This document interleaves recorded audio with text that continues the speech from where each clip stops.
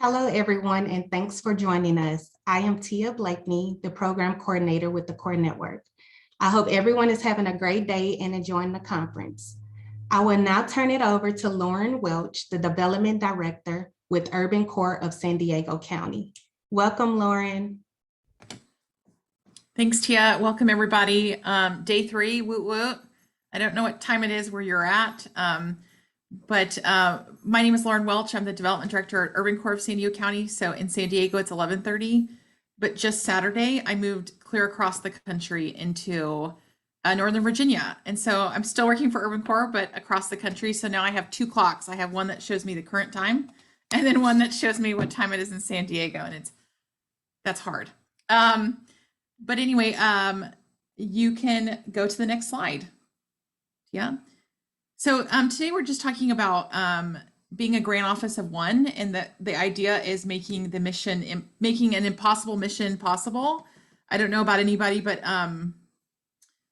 saying that or recognizing that you're a grant office of one feels really super scary and like I can't do it. Like, what are you thinking? I just can't do it. So the goal, hopefully, at the end of today will be that you feel like it's a little less scary and have some tips or trades or ideas to help with that. So real quick, just a breakdown of Urban Core to see where this grant office of one, like, what our office looks like. We have about 200 to 250 core members at a time.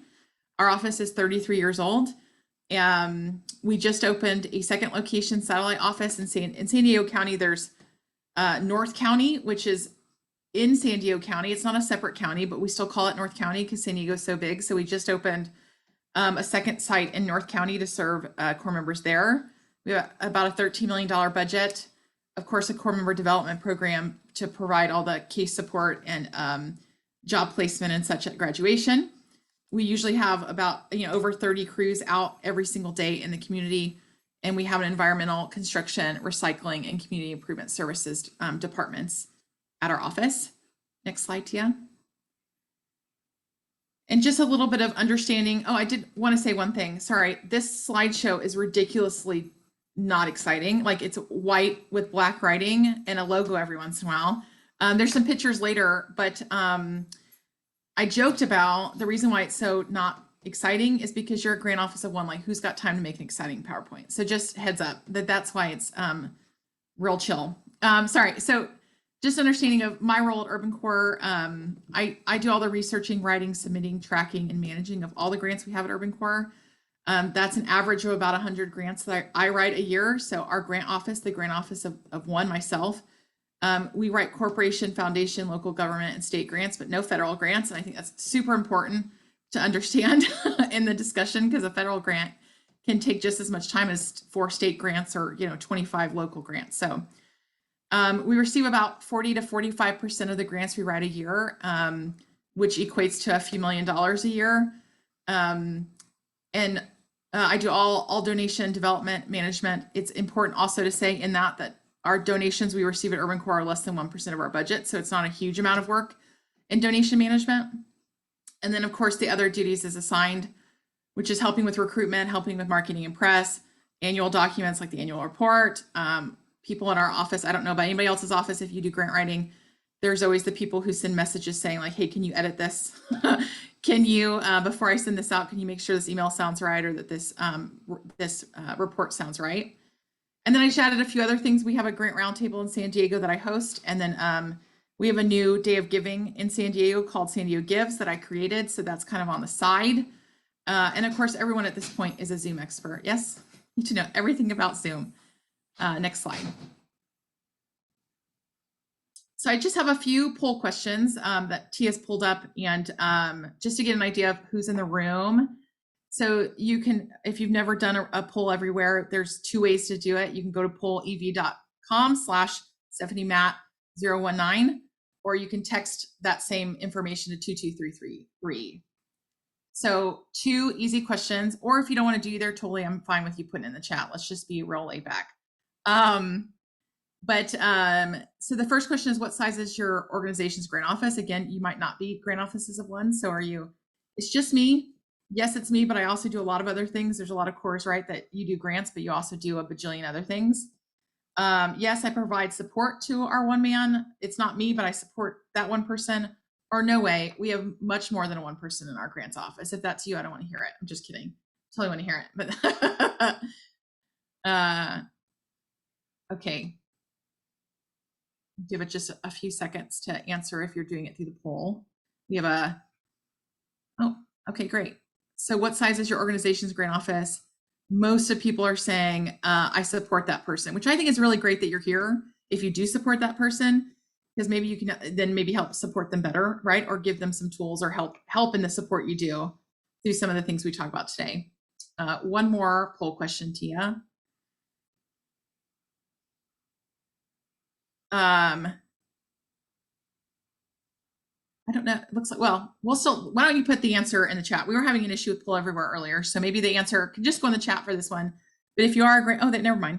If you're a grant office of one, is it impossible? There's no way. I'm just going to give up. Is it possible? It is possible, just not sure how, or somewhere in between.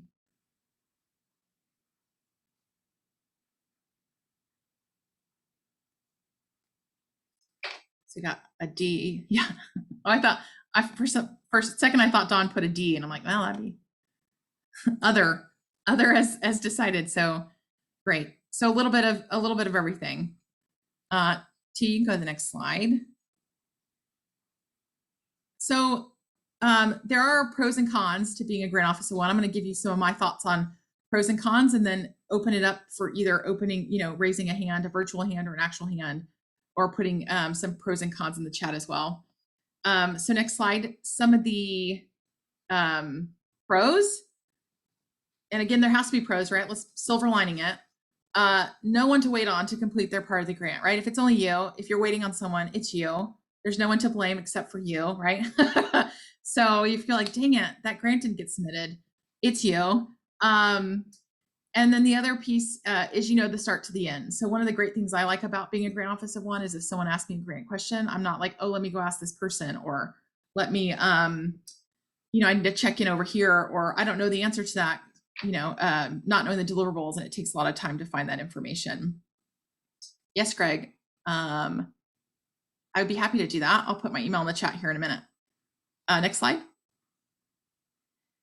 Cons. I don't know what else besides, yeah, you do it all, right? That's the con. Grant Office one is you've got no help outside of the help you get from, I need budget numbers from accounting or such like that, of course. So here's my first Mission Impossible quote. I know I let you know where I'm going. I won't be on holiday, right? If you're a grant office of one, ain't no holidays. It took me 2 weeks to get across the country to move, and I had my hotspot and my laptop up half the time working in the car. I was not driving, of course, but no holiday. Next slide. Okay, so what about everybody else, either in the chat or asking, Tia can take you off mute if you put your little hand up. What other pros or cons are there that you guys can think of to being a grant office of one?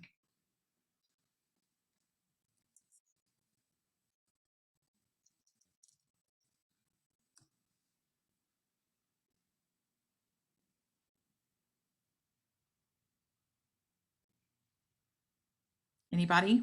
Either in the chat or put your little cute little Zoom hand up.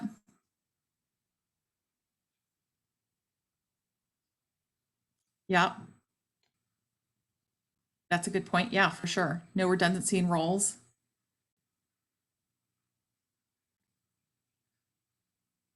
No having to explain yourself, figure out someone else's work. Right, absolutely. I think that's a huge time. I think that helps you save time when you think grant office one, you're like, there's no time, but it saves a lot of time if you're not having to repeat things or not know where things are.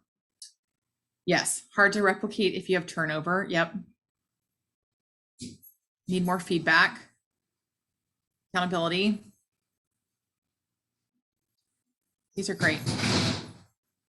I'm sorry, I have children home from school walking in and out. So they're told to be quiet or their life will end. So let's hope so. Next slide. No holiday. Yeah, because again, note, you can't even go across the country by yourself without working with your hotspot on. Just to be totally transparent though, my boss very much said, take the whole month off. And I was like, that's a nice thought. It's not going to happen. So it was on my end that I was working in the car, not on management. Okay, so this not last little piece, because I definitely want time for questions, of course, or sharing.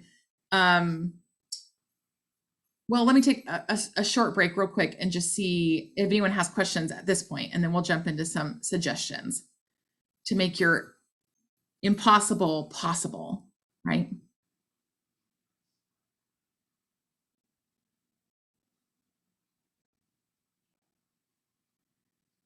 Again, you can raise your little Zoom hand or you can throw it in the chat.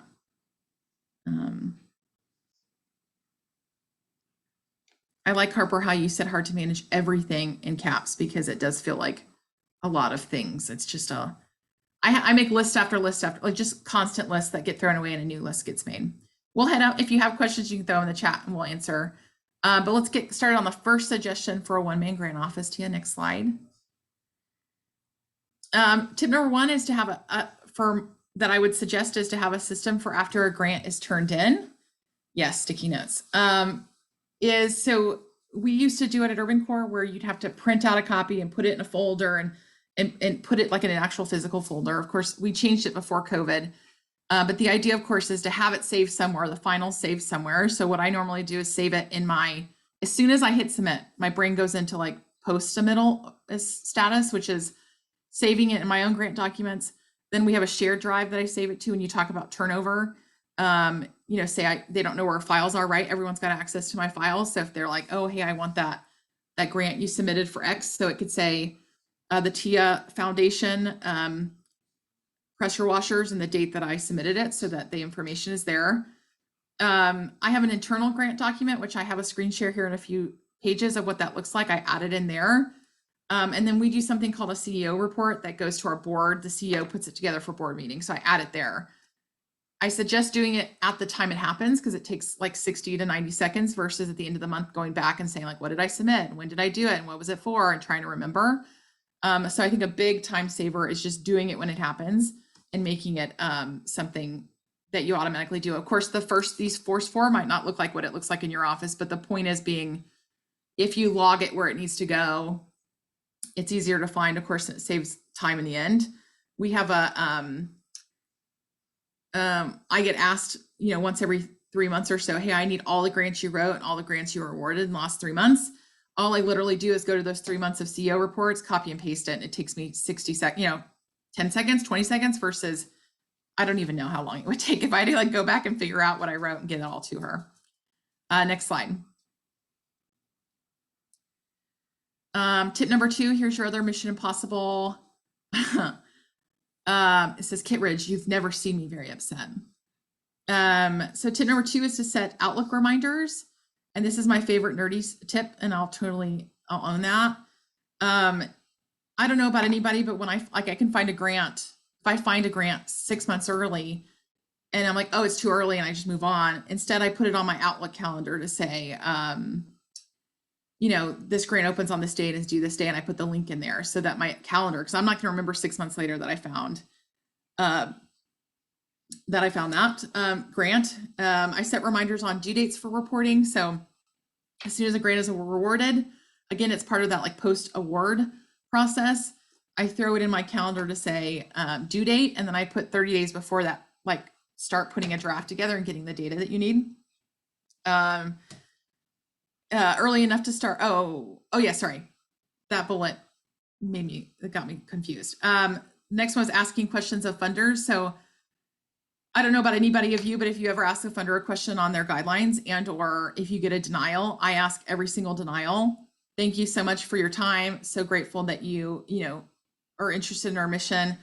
Can you spare 5 minutes for some feedback? Maybe not those words, but I'd love for feedback. I mean, there's been times where the feedback is, you don't even admit, like, what were you thinking? You must have been like asleep when you submitted this. It doesn't even meet our mission. Okay, great. So I'll make a note somewhere that says, don't ever ask them again.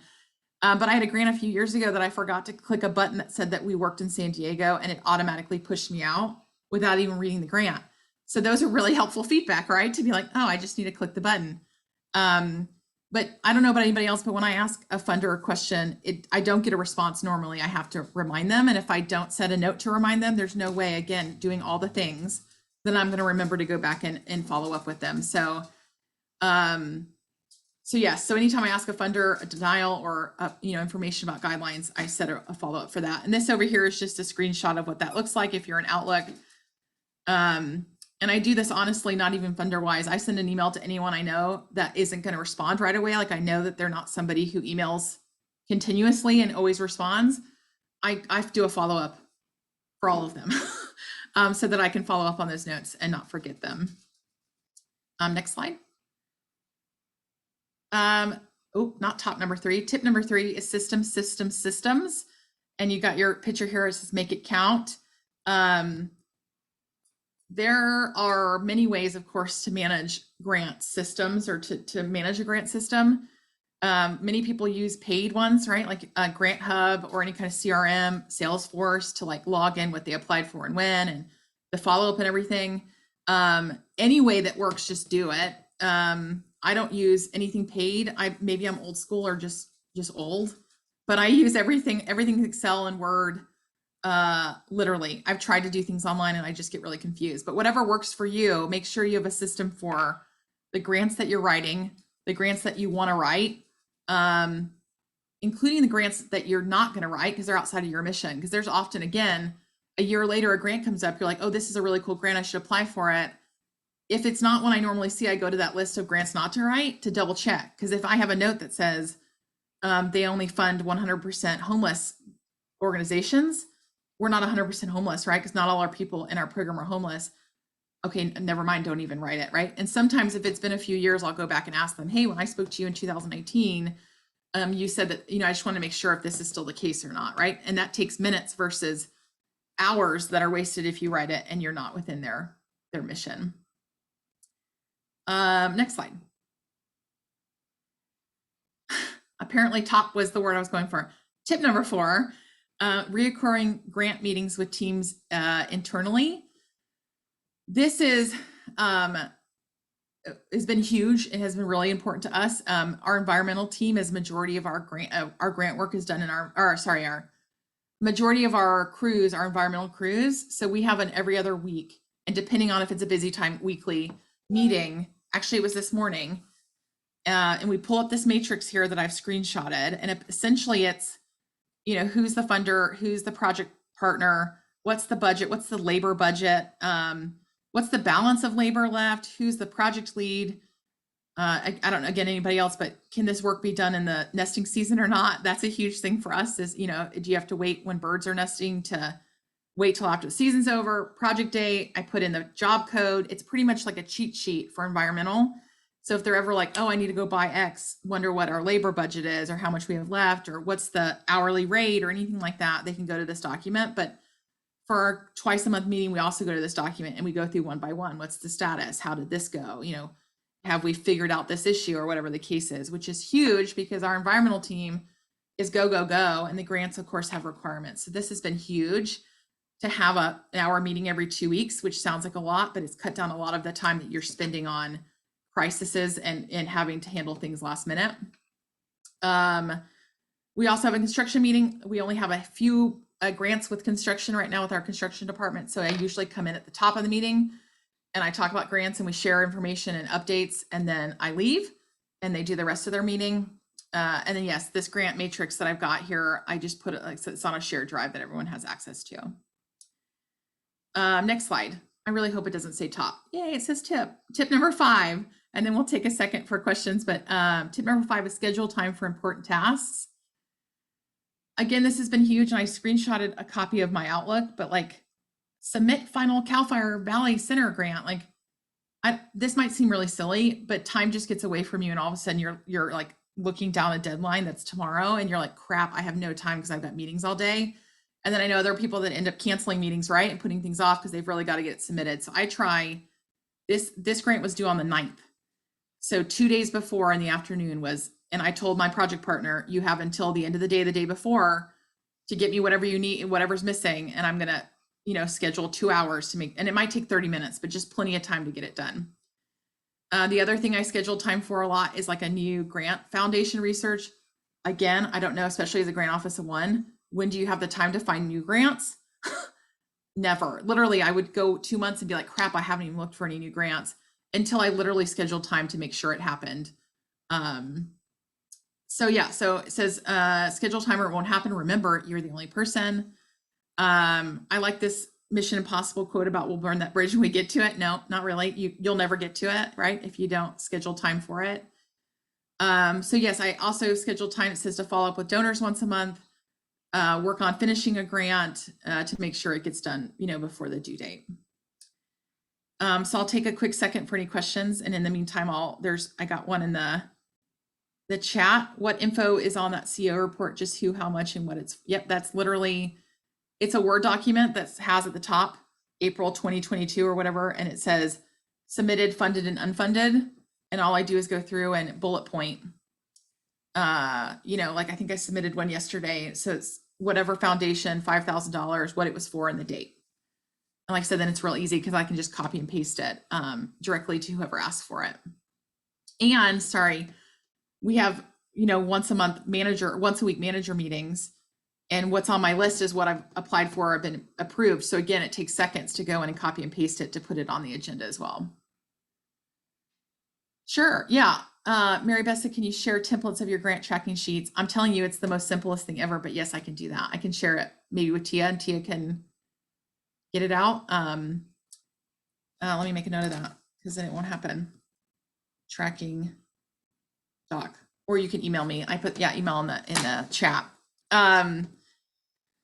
Okay. Tip number 6 is good grant research systems. I feel like some of these are, again, grant research systems, right, are paid or free. And I found some of the freer ones or the cheaper ones better than even the cost, the ones you pay for. Like GrantStation and GrantWatch.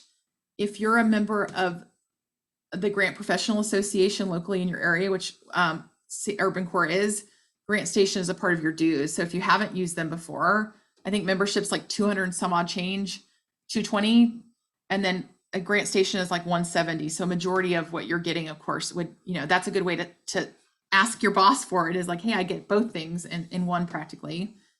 GrantWatch I haven't been amazed with. It's not my favorite. And Grant Gopher is like $99 a year. And that's where I find most of it. They send out you go in and you set up a profile, you say kind of what grants you're looking for, and I get a daily to weekly email with everything in it. Like, here's the link, here's who can apply, here's any special instructions. If I was to suggest any paid one, it would definitely be Grant Gopher if you're not currently using it. I just made a note, and I'm sorry I'm going all over the place, but grants research systems take time to set up, but again, it drastically cuts down on your research time later. And what I normally do, again, going back to one of the other tips, is that if twice a month I have 2-hour blocks twice a month to do new grant research, when I get a Grant Gopher email or whatever emails, I go through and find anything that relatively sounds like it would work. I put it in a Word document, and then when it's time to do that 2 hours every 2 weeks, I just pull it up and then I go through and do the research on them. The Foundation Directory Online, or FDO, during COVID, and they still have it up. FDO is incredibly expensive. My understanding is like a few $1,000s a year. But during COVID, you can get online access for free for 24 hours once every 30 days for 24 hours to go in and pull whatever. And it's a massive system of grants. So you can go, what I normally do again is go in, put everything I want to research in a Word document. And then when it's time to research again, I go through and research them. I think it's FDO nonprofit access or something, but you should be able to Google it. Sorry, I should put the link in the presentation. Sorry, next slide. Tip number 7 just says be on everyone's email list. Again, takes time to set up. It will save you time. So any kind of state grant newsletters. In California, we have the grants.ca.gov. Any local nonprofit newsletter. Again, none of these will do you any good, these acronyms and names, but anybody who is the big foundation in the area, the San Diego Foundation locally sends out a newsletter with not only their funding, but any other funding that's been sent to them. We have a San Diego Promise Zone, which is a a federally designated area where, you know, the youth unemployment is really high, they send out a grant email every 2 weeks with a ton of emails in it. So anywhere, again, you might be inundated with emails, but sometimes that's better than not having, you know, you can skim it real quick. So anyway, it just takes time to put it on, get on those email lists so that you can get access to grants when they come out. Next slide. Greg, I just got your email. Tip number 8, called organize answers. And this is again a screenshot from it, but and this was from the grant writer before me. She would, you know, if she wrote a really good answer to something, she'd put it in a Word document and would organize it by where, like what category of, you know, where in a grant it would be asked. Not to copy and paste and submit the same thing all the time, because you don't want to do that, but at least to go in and say like, oh, that's a really good start to that sentence, or that sentence is a really good way to talk about this, or especially any kind of data statistics. So you don't lose where you found a really great statistic about youth unemployment in your county. Like, you want to be able to find that. So again, takes a second. As soon as you think, oh, that's a really good answer, I'm going to put it in that document, pull it up, pop it in, and get out and move on. But at least it's there so that you don't have to waste time starting from scratch. Next slide. 2 more tips. Oh, sorry. Another quick poll before another tip. This is a silly question, but do you think it is okay to submit a grant early? And I'm not talking like the grant's due at 3 and you submit it at 2:58.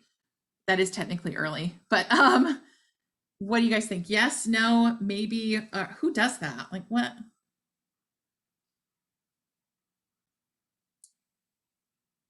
Thank you. I was getting nervous with 100% no. I was like, man, I'm, yeah. I think when you're a grant office of one, the idea is, yeah, who does that, right? Like, who in the world has time to submit a grant early when we just said, sorry, when we just said that I ain't got time for that. Like, we're one person. So T, you can go to the next slide. And there's a reason why I brought that up now, was it's okay to submit early. Again, it might sound really silly. I'm a grant office of one. How in the world am I gonna, like, that's nuts. How can I submit early? But the idea is sometimes you have blocks of time, right? Where you're like, I've got 30 minutes, or this grant is done, but it's not due, or whatever the case is, it's okay to submit early. An example of this last Christmas is I wanted to have my first Christmas with no work during Christmas time, like just go and not work, not worry about work, not write a grant during Christmas. That's I submit before Christmas, so you don't have to worry about it. I also did not, these 2 weeks moving across country, I absolutely did not want to be writing a grant that's due and not have internet somewhere. But the point is just, if there's time available, get it done. It doesn't have to wait. You don't have to say, oh, that's 2 weeks from now, I'll wait to do it. Because what if something comes up too and you don't have the time to handle it? It's a silly tip, but an important one. And last tip, Tia, next slide. Just says create a potential grant review process. So I kind of talked about this earlier, that, you know, the way I run it is just, oh, this looks like it could be of use. It's not due very soon, so I will put it in my document to look at, you know, the next Monday or whatever, that I have blocked out time to do that. If you decide that you can apply for it, start an outline. I always pull all the questions, get an idea of the questions in my head, say like, do I know the answers to these? Are these something I can easily answer, or do I need someone else's help? The other piece is just asking other staff members immediately if you need things, like, you know, sometimes it's like, we need your FY number of core members, or staff breakdown of what ethnicity or how many of your staff is full-time versus part-time, number of single parents, some weird financial document that isn't normal. The other day I had some financial document, and I've been at Urban Corps for 4 years, that I was like, I have no idea what that is. If I would have waited until, you know, a week or two before it's due to ask, I wouldn't have gotten it, because they had to put it together and put all the pieces together. So the top 5 revenue sources this year, the past year, any kind of board resolution, of course, has to go to a board meeting, which takes time, or something that needs board signature. It's a process to get them and figure out how to get them to sign, and when can you come and do a wet. So anything that's going to take time, doing that immediately, and then scheduling time to work on it during those twice a month times for the rest of it, or any other things, you know, when you, and of course, the last piece is just actually submitting it when you're done.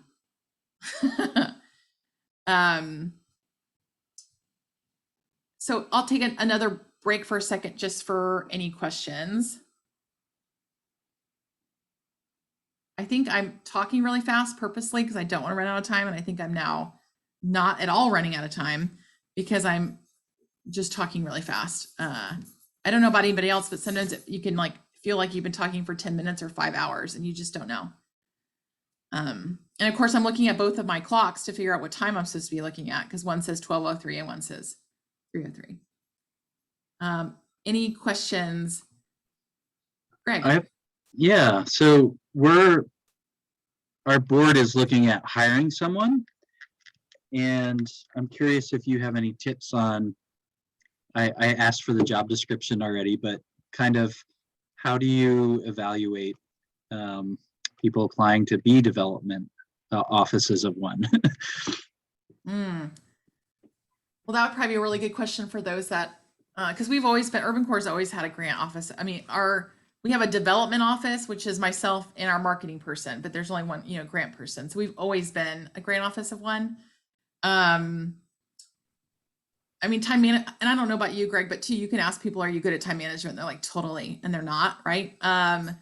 But it's asking things like that, because that's a real big piece of it, right? Like, what systems do you use? How do you make sure things get done on time? I remember interviewing someone at some point that's like,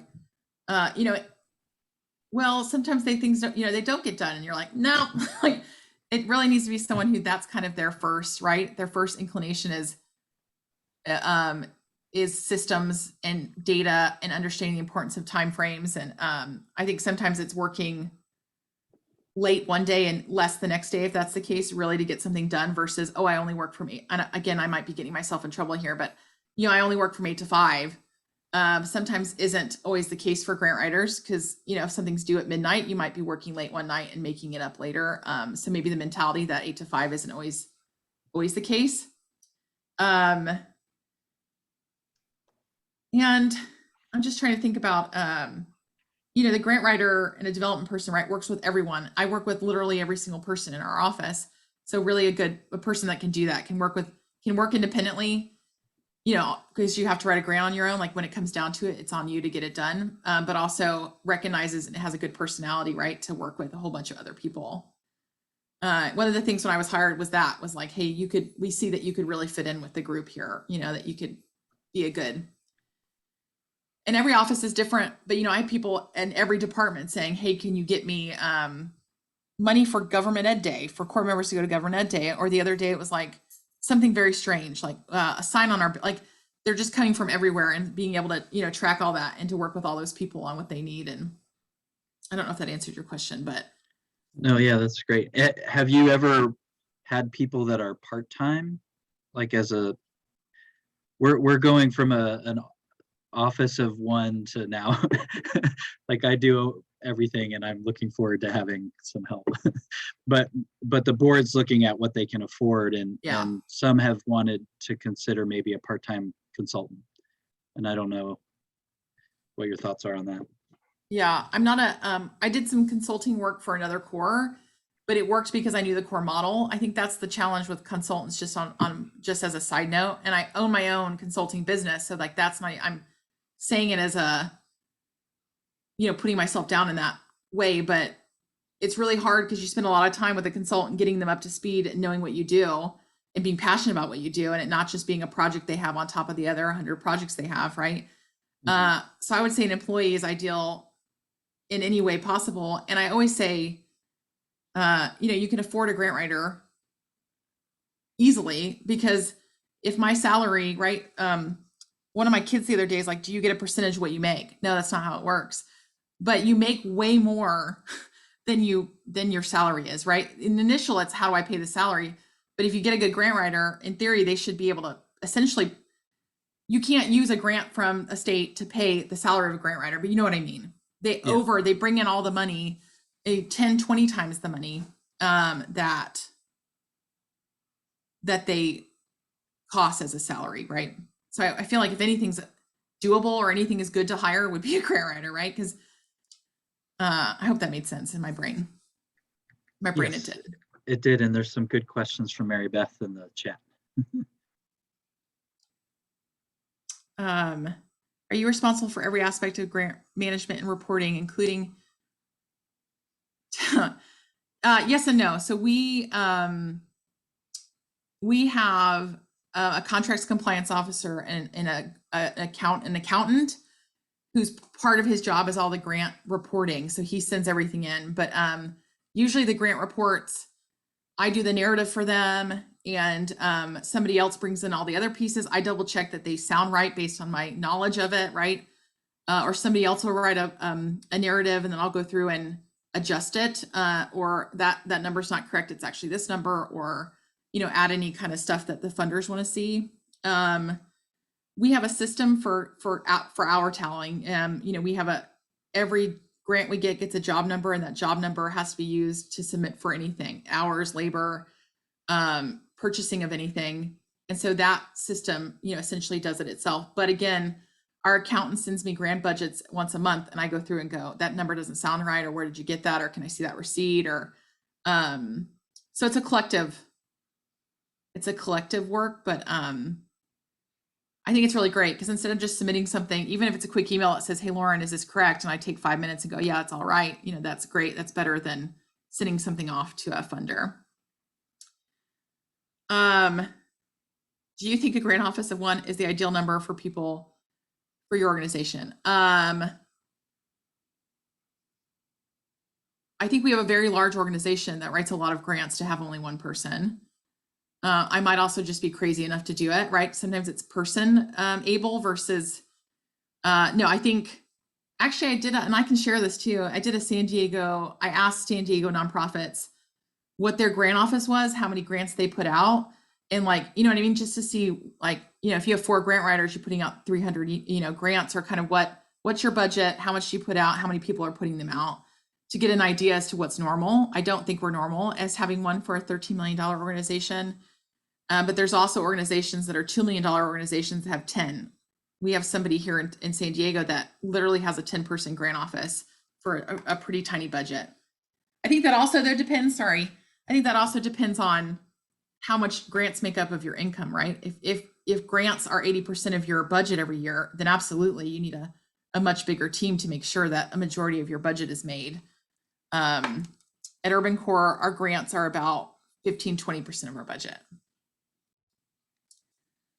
That's a good question. Okay, well, we'll keep moving and see if other questions come up. I think the next slide is, oh yeah, there's a bonus tip. The Core Network has recently started a communications/development/grant Slack channel for networking and asking questions and such. It is slow moving. So I told them that I would make sure that this link got thrown in and got, put in the chat and such, so that you can join. If you click on that link that I think Tia is going to put maybe in the chat, or on the slideshow, it'll take you and you'll get added. And the goal, of course, there is, again, if you have a question like, how did people do this? Or can I see someone's spreadsheet? Or, whatever the case is, you can share with each other, because why reinvent the wheel when we're all doing similar work and can utilize each other for that. And the options in that workspace are recruitment, communication, grants, and development are kind of the different spaces in Slack for that. So please join that. Oh, that sucks. That link is not. Well, that really sucks. We'll figure that out. Thank you for telling. Yeah. Well, I'm glad you guys are going to it. That's amazing. Tia and Aline can figure that out, hopefully. So any other good tips to add to the list? Any other one-man grant offices that I missed something? Any other questions? And then my other thought was just, what tips can you start right away? What things can you oh yeah, I'm going to go do that right away. Or I'm going to go send an email and ask for, I love Grant Gopher. I should probably work for Grant Gopher. But I'm going to go get signed up for that right now, or whatever the case is. And again, I talked really fast, but I think I'd rather talk really fast than talk really slow, and it'd be like tip 4 and time's over. I also just talk really fast at home as well. Yes, it's really easy to, it almost feels like, I think part of the reason why Grant Gopher is so cheap is I think they're pretty new. Their system is not complicated. Literally you log in and you say looking for new grants, and they pop up and they give you all the data. It's amazing. And I think that's probably why they're cheap, is because it's kind of low tech, and they're pretty new. Okay, you said, how have you been involved, or have you been involved with capital campaigns as part of grant writing? When we opened our new facility in North County, the cost of that was a few $1,000,000. And so I managed that process, yes, but it wasn't really donation driven as much as it was grant driven. But outside of that, no, we haven't done any. Like I said, I think our new space in total between purchasing, renovating, and everything was about $2 million. And then the second question, how long? So my husband, the reason why we just moved across the country to Northern Virginia is my husband's an active duty Marine.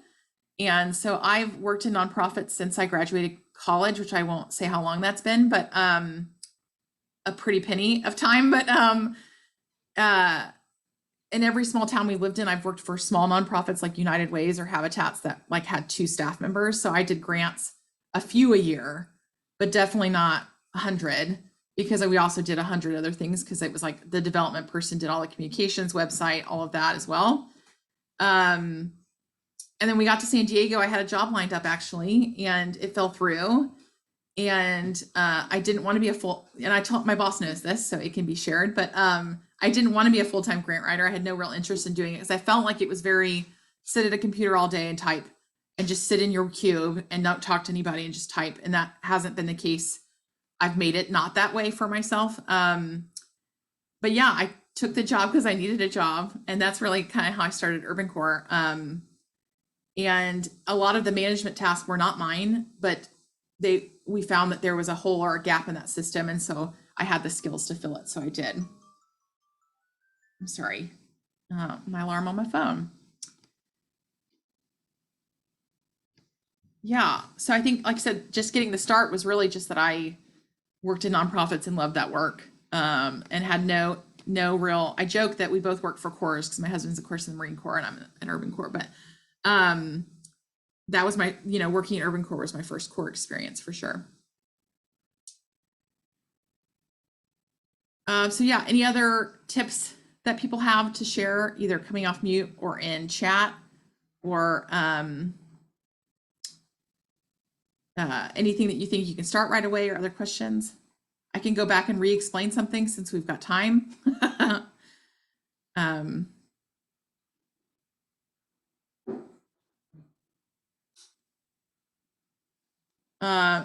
Do you have any other suggestions for assessing grant management processes? Hi, this is Stacy. Yeah. I just shared that question, and I know the tips that you provided were really great. Thank you for sharing those, and you've been really thorough, and I appreciate that. One of the tasks that I'm taking on is assessing the current grant application process and grant the request. I mean, because we also award grants, and we also we write and award different grants. And so my like I said, it's a new position, and so if you have any suggestions there, I would love to hear it. Yeah. Well, I think because I was just talking to another grant writer in San Diego about how they have like a 1-page document, and I've worked for places that do that, where there's like a 1-pager that says name of the grant, when it's due, right? Is it federal, etc.? Is it reimbursable or not? Does it include overhead? Like all of those kind of pieces that are important to track. Again, being a grant office of one and knowing what we can and can't do, what I normally do is I already know kind of, this isn't probably helpful, Stacy, as a whole, but we've tried documents like that before and sent them around, and it doesn't work for us. So again, it goes back to the whole thing of whatever works for everybody. But knowing those things are important, whether it gets tracked out or not, right? Do I have time to respond to this?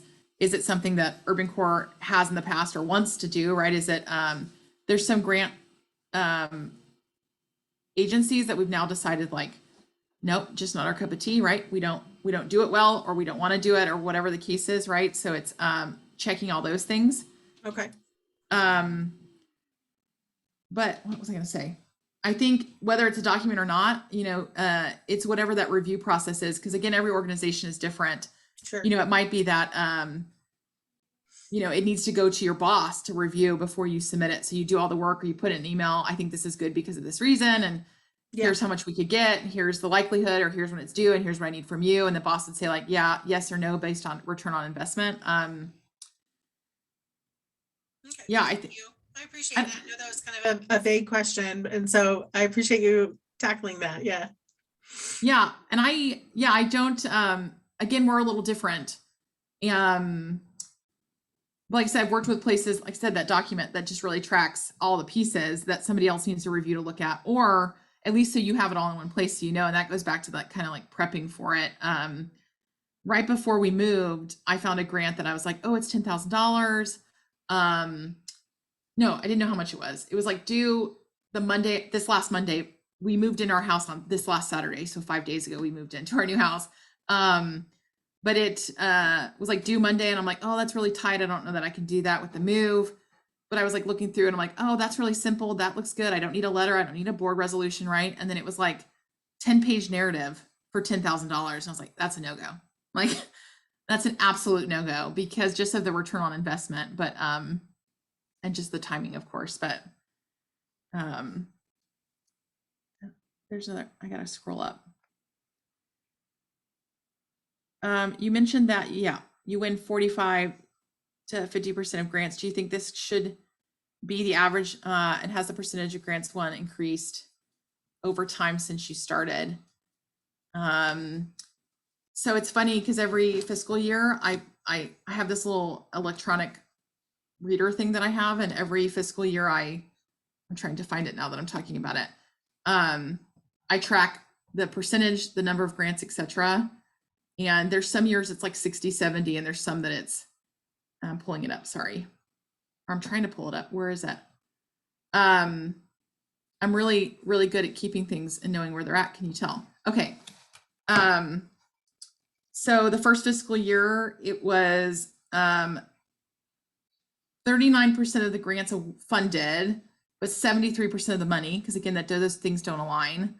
The next fiscal year was 40% and 42. So it's like all over the place, but I think in general, and that was part of that survey I did too in San Diego. In general, I think it's about 50, about half, because you're not going to get everything, and nor should your boss or anybody in your team think that you're going to get everything, because that's just unreasonable. And I don't think when you talk about has it raised over the years, it fluctuates. And I don't know so much that it's like you get better at your job. It's just that things are different, right? Especially with COVID. Your regular grants that weren't COVID related were not getting funded because they weren't COVID related. I don't know if anyone else fell into that. Do you tend to write grants that support programs that already exist within Urban Core, or is most of it? That's a really great question. Most of the grants I write are for like state in the field. Like we just got $1.5 million a month ago to plant trees in the county, and we've been receiving, I think we plant a good 2,000, 4,000 trees a year is a big thing that we do. And so getting money for that has been a lot. So I think maybe 50% of it is work for the Corps members to do out in the field that is state funded, invasive plant removal, things like that. A lot of it's for our Corps member development program. So the supportive services and career support. We just got a ton of workforce grants to start like new career pathway grants, programs. So I didn't answer that question, but I think it's usually probably about 75-25 to 75 old existing and 25% new. Yes, okay, I think that was but that's a really great question, because new things take time to develop the new, right? You can't just, and that's one thing in grants that grant writers understand that sometimes those that aren't grant writers don't understand in your office, is that I've had people like, hey, there's this, I'll send out emails all the time if I don't know what to write for. Hey, this is a really cool grant came out. Here's when it's due. I'll send it to whatever team leads I think that could utilize it or have a program for it. And I'll get these really great emails back of, you know, we should start this really cool program for women, construction entrepreneur, whatever the case is. And it could do this and it could do this. And the answer is like, that's really cool and great. And we should absolutely do that next year, because the grant's due in 2 weeks and you're just now conceptualizing an idea, right? And it doesn't work like that you can in 2 weeks think of something brand new and then write it 2 weeks and get it funded, because the funder can see, one, that you put it together last minute, But also as an organization, you don't want a grant that you don't know how to handle yet because you haven't put all the pieces together. So new grants, of course, new projects take a lot longer to put together than old existing. Harper, I don't know what this so much was for. I'm sure it was really good, especially with LOL, what it was pertaining to.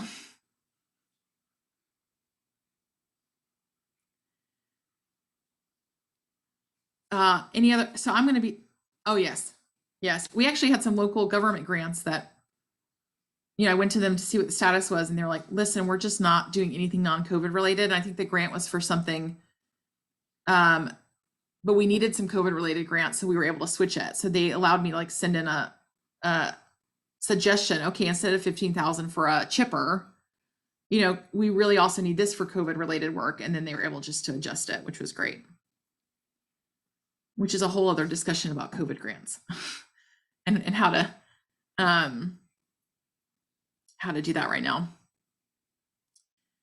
So I'm going to send the tracking document that I use for grants that is color coded, and it's like yellow that I've submitted them and I'm pending, green that have been awarded, and it adds up the total, and then red that were denied. Again, that document is also great because you can go back the next year and say, I know I applied for that, what was the outcome? Or I know the grant writer before me applied for it, what was the outcome, to know, or how much money you asked for last time. So it's a good thing to look back on historically. But I'll send that environmental matrix of just what's the top headers, as well as that tracking document to Tia. And did we figure out how to get added to that Slack channel? Not at the moment. We would try once the workshop ends. Okay. We'll try to let everyone know. Sorry about that. And I think Bobby and others, they put it in the core network, newsletter, but I think I'd suggested that maybe they throw it out like as its own one. So that's also a opportunity. And Lauren, you'll have one more poll. Yes, thank you. Okay, I'll go ahead and go to that. Okay, so that last poll was just, does a one-man grant office now feel less Mission Impossible? Yes, totally doable. It's better. I'm still a little scared. Or no, you did nothing for me. It's still incredibly impossible. You should go get a new job because nothing sounds great.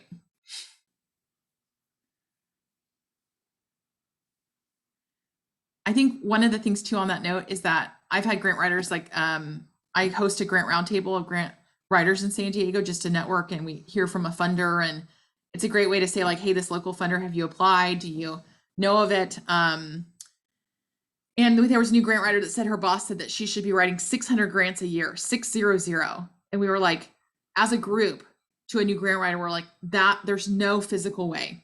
It's impossible, nor should he think it's possible. And it was like, how do you then tell your boss, who knows nothing about grants, just wants the money coming in, that that's not a reasonable request? Yes, for one person. It was berserk. Like, I was like, all of us can write him an email. Of course, that's not what we did because that would have been awful. But like, you need to clarify with him that, that some people who aren't grant writers don't understand how much time it takes to write a grant. So sometimes that has to be educated, from you up to explain that. And I think one of the best things as a grant writer is when your boss or your organization, if you say that grant doesn't fit us, that grant timing's not good, I can tell you right now, they won't fund that they listen to you because you're the expert in it. Instead of saying things like, no, do it anyway, right? And waste your time on something is not feasible. That's the ultimate, and the place you should be is you're not the CEO, but you should be somebody that they say, what do you think, Lauren? And whatever you say is what, they listen to, because would a target income from grants be a better metric? Honestly, I don't know exactly how you're saying this, Mary Beth, but I know some people who require in their job description that they hit a certain amount of grants written or a certain amount of income made as part of their job. And I think that's really scary because sometimes you have no control over that, right? Like COVID grants and you're not getting them, do you lose your job or get a decrease in income if you don't hit it? I've always just been told, like, if you stop, if your grants slow down enough that they're like, wait, what are you doing? Then there's a problem. But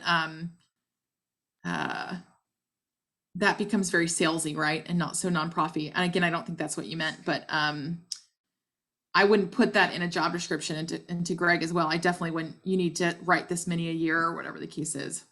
And again, that all depends too on if you're writing federal grants. Because a federal grant, right? If you're writing nothing but federal grants, you're writing 6 a year, you know, that's it. And that's a much, you know, a smaller number than, that's a much smaller number. And you don't want your people, right, as a team, like stressing out, like, oh, I got to write another grant. I got to find one that sucks and it's not a good one and it doesn't fit, but I've got to find it because I have to hit my quota or whatever the case is. Again, I don't know, Mary Beth, if that answered your question. I feel like my brain's all over the place. I think that's it. I think the next slide is just contact information, I believe. That is a Colorado phone number for a person working out of San Diego living in Northern Virginia, if that's not confusing to anybody. But thank you guys so much. Does anyone have any additional questions? We still have about 15 minutes left. If anyone had any last minute questions.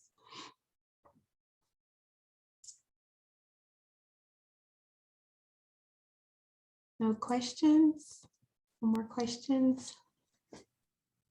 Happy to, like I said, reach out as well. That's totally, you know, to that email, happy to, if you think of something after the fact, but it's doable.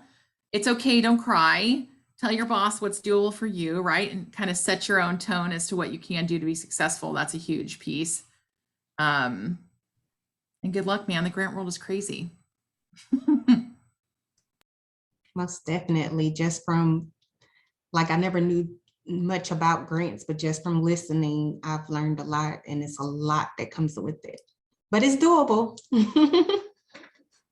Tia, there's a question in the chat, and again, anybody can hang out or leave, but how do you prioritize between different opportunities? Yeah, so I find that a lot of like foundation grants have like ongoing or a few times a year, right? Or you find them early, so those can be kind of put off, is one way I prioritize. Right now I've got 1, 2, 3, 4, 5 state grants that are due in the next 2 weeks to 6 weeks, but they're all at different stages. And that's a piece of it too. Like, what am I currently doing? What do I have time to add, right? What is the return, or how big of an ask is it? One of the 5 I have due in May is a full application for a state, like a concept proposal. And I've reviewed it and the time it's going to take, right? You kind of look at how much time do I have based on all the other things. Internally though, at Urban Core, we've talked a lot about prioritizing. We've put together with the executive team a prioritization of what we want, because state grants normally for projects are normally reimbursable. There's no overhead built in. And so if you only, you know, to pay for accounting and such, or for contract compliance in their time, those are normally at the bottom because, you know, because of that. General operating grants normally go to the top because they're very difficult to find. Not many people want the fluffy, show me a core member that now has a car or now has a driver's license because the money I gave you. They want that versus use it for whatever you need, because I know needs are huge. Those are number one always. And I would suggest everybody put that as number one, right? If you have a general operating grant and then one for, you know, program specific, and they're both due at the same time, and you yourself as a grant writer say, I can't do both, there's no way, I just too overloaded right now, I would definitely opt into the general operating over the other. So yeah, I think that answers your question. How I myself look at it is my own time, and do I have the time? And my husband we were in the car when I got an email saying, could you teach this class on Wednesday, already driving and moving. And my husband said, you said no, right? No, that's not what I said. Because it's just great. Like, you're already, like, you're moving across the country and making a PowerPoint in the car, as you can tell that I made it in the car with, you know, a few minutes. But it's just knowing your own limits yourself as to what you prioritize. And then I would definitely suggest, as a collective, as a whole, you know, as with executive leadership, to say, what do they prioritize? So if it comes down to, I'm good on one of the, you know, what do they want? What's our, you know, list? I hope that answered your question. I feel like my, don't know if this was asked for starting new core, which is easier to get, oh gosh, funding from federal or state. I know both require lots of data points, but there isn't a lot of data points to put into a grant. What is most likely to go through? Well, one of the things I said at the very beginning, Urban Corps doesn't write federal grants because we're exempt from federal or state prevailing wage, but not federal prevailing wage. So any kind of federal grants for Corps members in the field, we'd have to pay them $60 an hour, which would become a real challenge when other Corps members are not getting that because they're not on that job. So we've really not gone after federal grants in that way. We also don't go over like federal workforce grants because of WIOA issues that we have that don't align with our mission. So we don't do federal grants at all. And I don't even know, honestly, if the answer,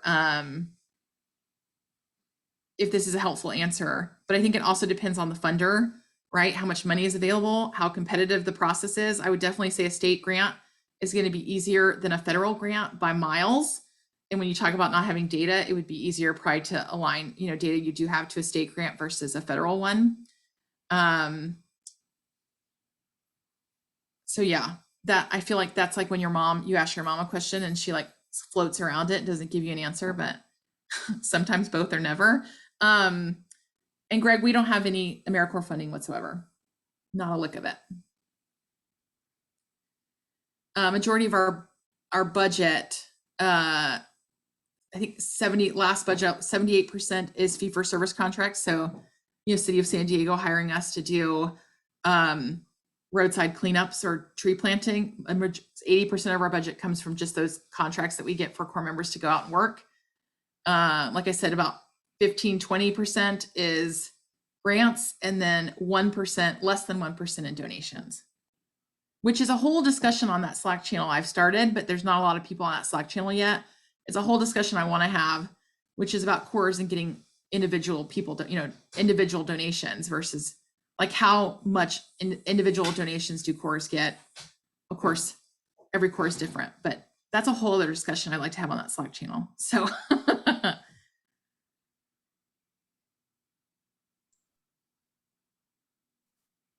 Are there any other questions? I have one that's not grant related, but what are the rates that you're paying your Corps members as you're not AmeriCorps? yeah, we pay minimum wage. So I think this year in California it's 15 or 16. I feel like it's going up $1 a year at this point. I think it was like 50 cents for a while, and now it's going up pretty. And then we also pay, you get increases for things. So, if you're a leader out in the community, on your crew, you get an hourly increase of, 25, 50 cents an hour, as well as other, school, I'm trying to figure out the best way to say it, but other people in the organization, school supervisors, et cetera, can suggest to you, hey, they need a raise for X, Y, or whatever reason. And they can get additional for, leadership or good work, on their crews. Cool. We're in a very similar boat to you guys, mostly fee-based. But we're about to hire a grant person. Where's your Corps? In Syracuse, New York. Okay. I'd say not far from me at this point, but I also am not geographically inclined. So you could, Yeah. My husband always tells me, don't tell people that. I don't, the States. I grew up in Texas. So you learn Texas history. That's it. Like you didn't need to know about anybody else because they didn't matter. It's just Texas. That's great. I lived there till I was 12. So. Well, we'll get that Slack channel information for sure to everybody. Yeah, we'll get the Slack channel information out. I would love for people to join that because I've been really the one pushing to have that in the first place. Because again, it doesn't make sense to start from scratch if you have other people who've done it and can help you. Just like today, right? Like how can we all help each other? Or share information like, hey, I found this grant, but we're not qualified because we're in the wrong state. Maybe one of you are. I mean, that's just a great way to help each other. And that should be the way that we network and share with each other is by helping each other get funding. So I'll get Tia the matrix, the tracking document, and then we'll get that Slack channel information out for sure. And if there aren't any other questions, I just want to thank everyone for attending today's session. And if you have any additional questions, here's Lauren's contact information. Feel free to reach out to her. And at 4:15 Eastern, be sure to join us for the closing plenary session, where the core members of the year will engage in a conversation about youth leadership. And also, please don't forget to take the conference survey, which is located on the conference website, and it should be a tab that says survey. So you'll just go there to complete the survey. And again, thanks everyone, and I'll see you guys over at the plenary session. Bye.